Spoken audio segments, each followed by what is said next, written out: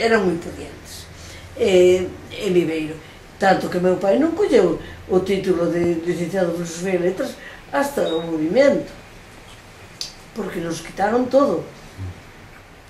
Tampouco o entendo, porque sendo como eran uns señoritos de pueblo totalmente, unha xente, diríamos, bien, de categoría social, de todo, eso, a idea do galeguismo, como lles naceu, eso non o sei, nin o poido saber, claro, pero, porque dá un pouco, é un pouco en contra do que eles eran, porque eles eran uns auténticos señoritos dun pueblo pequeno, moi pequeno, de xente bien. Entonces non comprendes como eso naceu eles.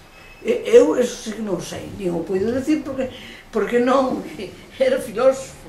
Ele estudiou Filosofía e Letras e ele era filósofo. Tiña unha, supoño, non supoño, tiña unha cultura elevadísima, e a afán de que leéramos todos. Eu, por exemplo, os libros de Pereira, eu creo que xa non tiña 12 anos cando os li, ele mesmo os daba. Outra novela das primeiras que leín foi Los novios de Manzoni. O sea que el tenía verdadera obsesión con que tuviéramos cultura. Bueno, meu irmão, o maior, ese tiña moita cultura, ese morreu de catedrático, sí. El, por ser quen era, aquí non puido optar a ninguna oposición, ni nada, por ser fillo de. Entonces, surxeron unhas oposicións en Cumaná, na Universidade do Oriente, e optou a elas e lle deron a cátedra. Entón, era o creador e o inspirador. Bueno, creo eu que por unha razón, porque era filósofo, era licenciado en Filosofía e Letras, e foi o que o levou, e levou o irmão, porque se eran dous irmãos, o único que recordo desa época de Viveiro foi cando saleu García Sabel, non, García Sabel non, Atadel, García Atadel, non creo que era anarquista ou algo así. Entonces, ese señor, eu non sei, tampouco non podo contar, porque lle tiña toda manía a meu pai. Entonces, sublevaba as mulleres da fábrica de Celeiro para viñer a insultarnos. Eso sí que me lembro, porque éramos moi pequenos e nos dicían, quédate en la galería, quédate. E nosotros, canto máis, entonces se ponían a decir, prepárate, Villar Ponte, que mañana vas a morir. Entonces pintaban no suelo, pintaban unha sepultura. Aquel García Atadel, que se casou con unha monxa do colegio meu, ela escapou, tirou os hábitos no patio e saleu por unha porta que había no patio, e cando chegamos outro día ao colegio, mira, se marchou a Madre Natividad, escapou. E con quen escapou? Con García Sabel, con un anarquista. Os que o salvaron foron os curas. Meu pai era moi religioso. Era moi católico. Moi católico. De misa diaria. Pero antes da guerra tamén? Era moi, sí, sempre. El foi moi crente sempre. Entonces, cando empezou o movimento, por lo visto, eso é unha cosa que nos contaban, pero creo que foi así, o mismo párroco de Santa María como de San Francisco foron a pedir por ele, que respondían eles e tal. Entonces, aquí problema ningún. Ahora, que lle deron unha tunta que mataron, non mataron, pero morreu. Na praza de Pontevedra, un día viña pobriño, porque non tiña nin cartos para ir á radio, para ter unha radio na casa. Entón viña dun bar, non sei de que bar sería, dali dos Olmos, de ir á radio. E na praza de Pontevedra, unos desarmados lle deron unha tunda que non morreu, pero o axudaron a ver morrer porque os 4 días os 5 morreron. A canto tempo? 4 ou 5 días. 4 ou 5 días despois da...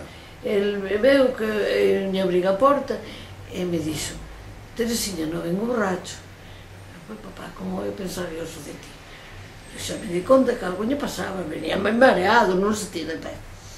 Entonces foi para a cama e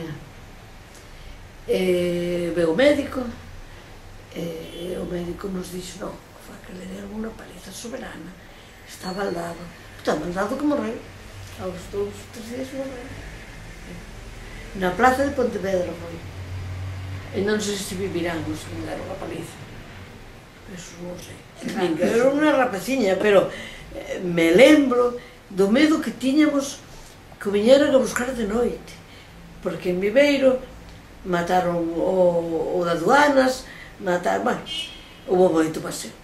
Entonces, eu tiña un medo tan grande que viñeran a buscalo.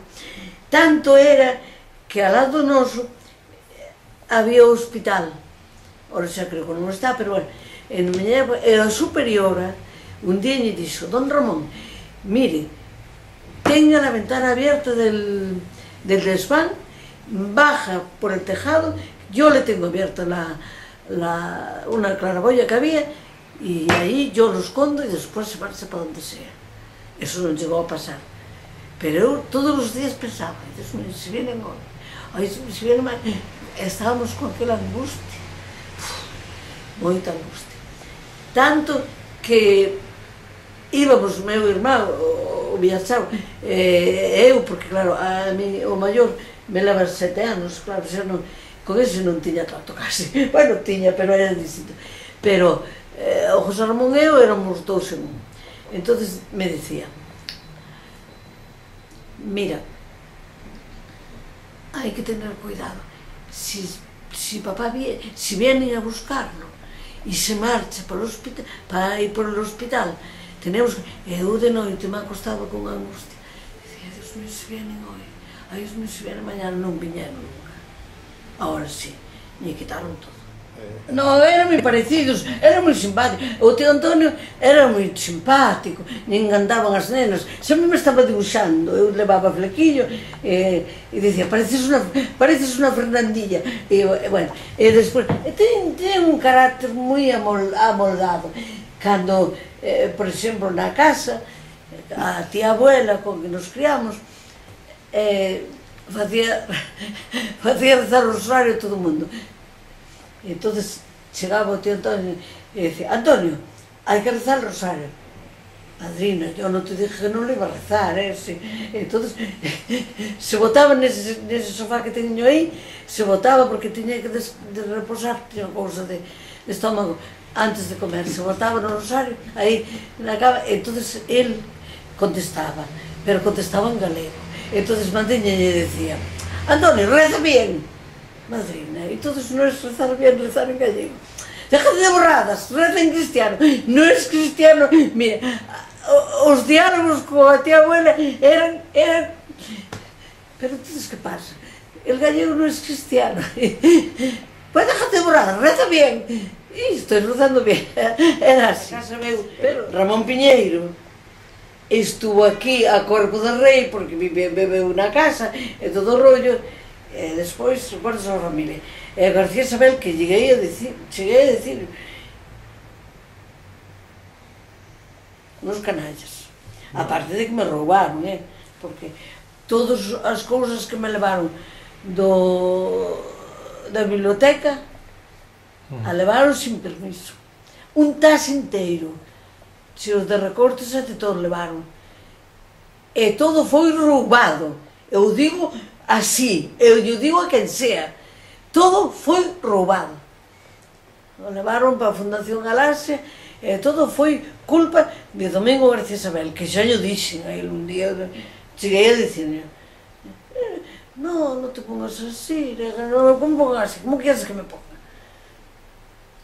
Nos tuviste, a los dos, a José Ramón e a mí, Jaime estaba en América, a los cristes que éramos idiotas, cristes que éramos nos deseos mentales, que íbamos a ter todo el polvo.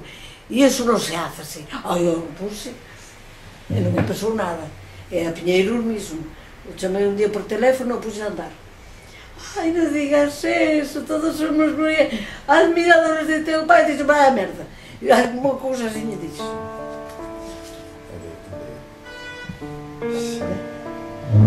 Todo era así. Esta casa, che foi así. María Teresa Vilar, chao. Foi